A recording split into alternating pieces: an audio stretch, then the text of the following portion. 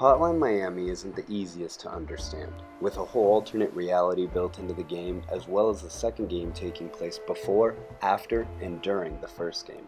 So I'm going to clear some of that up for you guys. Obviously, there will be spoilers, so don't watch it if you haven't played them. The game's timeline kicks off in Hotline Miami 2. March 17th, 1985. The Cold War turned violent and the Russians are at war with the United States. Beard, Jacket, and the rest of the Ghost Wolf Spec Op team are at a bar in Hawaii taking a break before a mission. Evan Wright, a reporter, asked to take a picture of Beard and Jacket. Beard asks for a copy of the Polaroid before Jacket and him head off to the mission. October 25th, 1985. While on the beach relaxing, Beard mentions to the gang that he would like to open up a shop after the war, and the colonel mentions that he's being promoted, but admits he's losing faith in the way the military's going about fighting this war.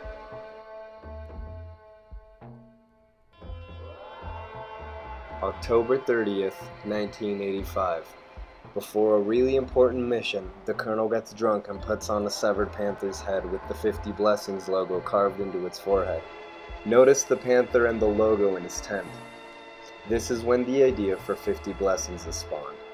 The colonel goes on to talk about violence and how we're all animals on the inside that enjoy the kill. Later, the Ghost Wolves go on a suicide mission, attempting to take a power plant from the Soviet military. After making their way through the base, killing everyone in their way, Barnes is killed in an explosion, and Daniel stays behind with him. Jacket is also wounded in the explosion, and Beard helps Jacket out of the self-destructing power plant.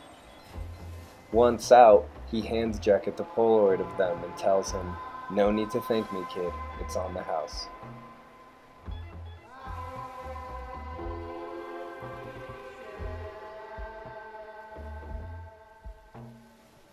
April 3rd, 1986. Beard is on the phone with Jacket. They talk about Jacket and his girlfriend breaking up, and Beard asks if he could send him a copy of the Polaroid. They hang up and he goes outside just as San Francisco is nuked, killing him. This effect is actually pretty cool because it's the VHS tape burning up. April 2nd, 1989. Richter reluctantly starts working for 50 Blessings after they torch his car for ignoring their previous voice messages. April 3rd, 1989.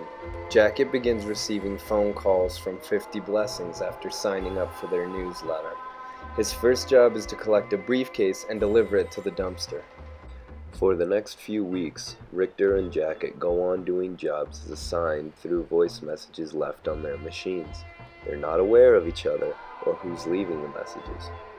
After most jobs, Jacket either visits a store, a pizza place, or a bar, and Beard is the employee in all of these places. He always says it's on the house. This could be because it's all a coma-induced dream of the events that happened, and Richard and Beard are ways Jacket tries to cope within the dream. Earlier I mentioned how last time Jacket and Beard spoke, they spoke about how Jacket had broken up with his girlfriend, and it's not really clear through Beard's dialogue in the second game, but in the first game he talks about how he hasn't spoken to Jacket since they broke up. April 25th, 1989. Jacket invades a film producer's villa, killing him and rescuing a drugged-up girl who later becomes his girlfriend.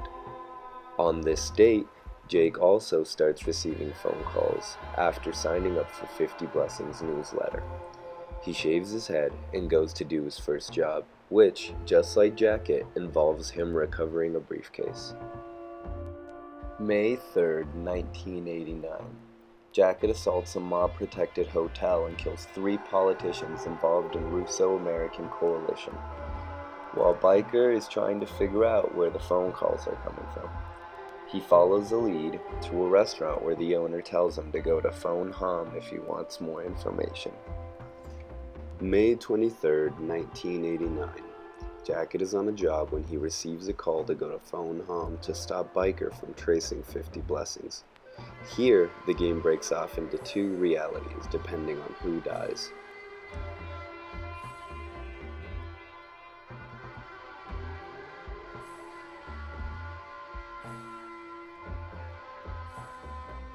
May 24th, 1989. In the alternate reality where Biker kills Jacket, he goes to confront the janitors, who explain the concept of 50 blessings before Biker kills them both and rides off into the desert. This is a very important moment which solidifies the fact that there are two existing realities. May 27th, 1989. Jacket starts to lose his hold on reality, but I think he never had it in the first place. Beard tells him none of this is real, and you can see Richter in the bathroom. Richard starts to predict the future. I think this is all due to the fact that Jacket is in the hospital in his comatose state, reliving the past month's events in his dreams.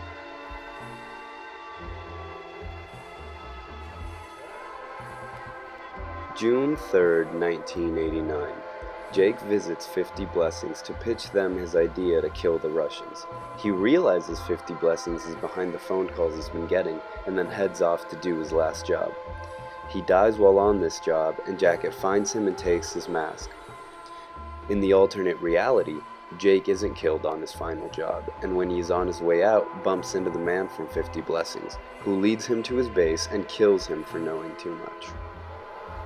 June 8th, 1989. Jacket has been tripping out for the last few jobs, seeing zombies and Richter instead of Beard at the stores. You can see Beard dead on the floor, which is another sign that this is Jacket's dream. When he arrives at his house after his job, he finds his girlfriend dead on the bathroom floor and Richter waiting for him in the living room. Richter shoots Jacket and then is arrested by the police. July 21st, 1989. Jacket wakes up from his coma in the hospital and escapes to his house. He then goes to the police station to confront Richter. Richter explains that he doesn't know anything. He's just like Jacket, receiving phone calls from strangers and completing violent tasks.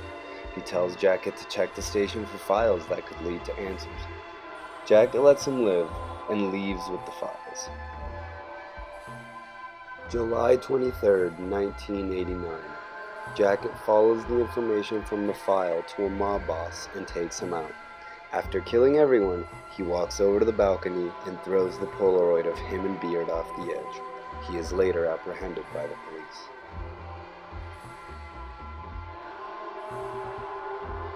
July 20th, 1990. It's been 1 year since the events of the first game. Richter's in prison when he's visited by the janitors, who are notably not dead, further proving the theory that there are two separate realities. They say goodbye to him, and then he's pitted against an inmate by the guards. The inmate has very noticeable 50 Blessings tattoos, so it's probably safe to assume they're behind this, too. Richter kills the inmate, which starts a riot. He makes his way to the locker rooms, changes into guards' clothes, and manages to escape.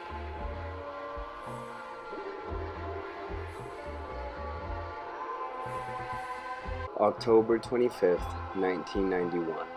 Detective Manny Pardo has had a stressful day and decides to raid a criminal-filled department store and kill them all to blow off some steam. This is the first hint that Pardo's not a very clean cop. October 31st, 1991. Halloween.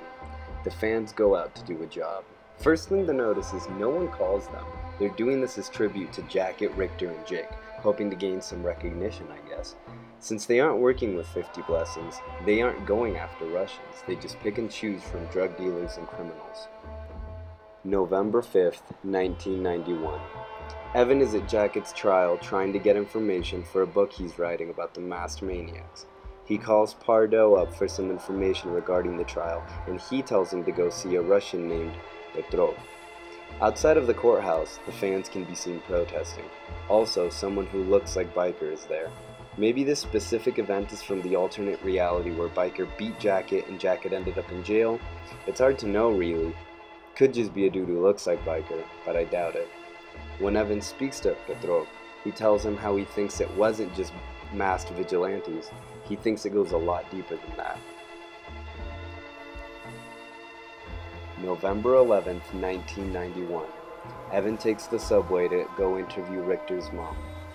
In the alternate reality, he goes to the bar of Broken Heroes to meet with Biker instead. Biker doesn't really have that much new information to share, but it's important to note that he doesn't mention meeting the janitors, and he also doesn't mention Jacket. So, I don't know, that's just food for thought, I guess. November 18th, 1991. The son of the mob boss decides to start a gang war against the Colombians and attack one of their strip clubs on opening night. November 21st, 1991. The son's henchman wants out. The son asks him to do one final job. On this job, he finds a bag of cash and heads home, stashes the bag under his bed, and goes to sleep. November 22nd, 1991. He wakes up to the bag of cash missing, and a note from his girlfriend telling him he would have done the same. Later that night, he goes to a bar filled with fellow Russians to drown his woes in alcohol and pills. That same night, the fans decide to attack that very same bar and end up killing the drugged-out henchman. One of the fans ends up keeping his phone.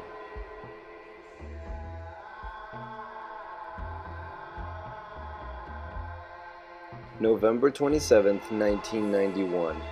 Evan uses the favor Pardo owes him to gain access to Jake's stuff in the police evidence lockers. He finds nothing. But in the alternate reality, he finds a floppy disk that leads him to 50 blessings. I can't really make heads or tails of what any of that means though, so sorry I guess. December 10th, 1991. Pardo visits the home of Alex and Ash, two of the fans. He plants a wallet taken from a man tied up in his trunk, then he goes on to kill a whole cargo ship filled with Colombians. Afterwards, he heads to investigate a Miami mutilator crime scene, where the victim is missing a wallet. Coincidence? I think not. December 14th, 1991. Pardo wants to meet with the Sun at their HQ, but the Sun is busy preparing to take over all of the Colombian operations. This is interesting because Pardo just took out a whole ship of Colombians, so my guess is he's maybe working with the Sun, kind of, or he wants, I don't know, something to do with the Sun here, because I don't know why he would take out a whole ship of Colombians and then want to go talk to the Sun, you know? So that's my guess, but it's never really looked further into in the game. It's not addressed, so I don't know, that's my guess. December 20th, 1991. The fans receive a call on the henchman's cell phone from the Sun. He's inviting Henchman to his new headquarters, and he has no idea that Henchman is dead or anything like that. And so the fans take this opportunity to go attack the HQ. They're like, oh hell yeah, let's go do that. And Henchman, being sad that he's alone at the top now, takes a ton of drugs and actually he overdoses. Following that, he kills off all of the fans, which is really crazy actually, because in his trip he sees the fans as animals, and that was really cool.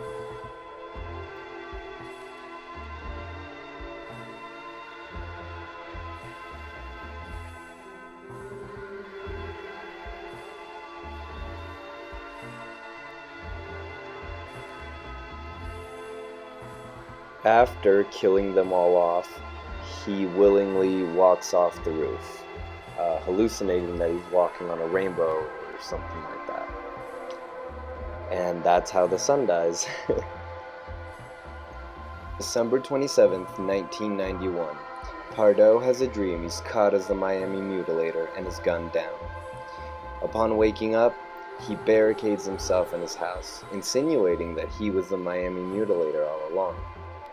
I mean, if you guys have stuck with me throughout this whole thing, this shouldn't really come as a surprise to you. December 28th, 1991. The US and Russian presidents are killed by the Colonel from Beard's levels. That's just an assumption, but I think it's a fair one. I mean, it makes sense. If he came up with all of 50 blessings, I think he would probably be the one to finish the whole mission, I think. But anyways, the Soviets see this as an act of war and nuke the US. And that's, about where the game ends. And I guess we'll have to wait till Hotline Miami 3 to see if, what was the point of killing the Russian president, I guess. I don't know. This video was made possible by all the Hotline Miami forums and the wiki and a lot of stuff. Playing the game also, but I definitely did not do all of the footwork myself. And when I first played through the second game, I had no idea what was going on. So I hope this video cleared some stuff up for you guys. And yeah, hope you guys enjoyed Hotline Miami as much as I did.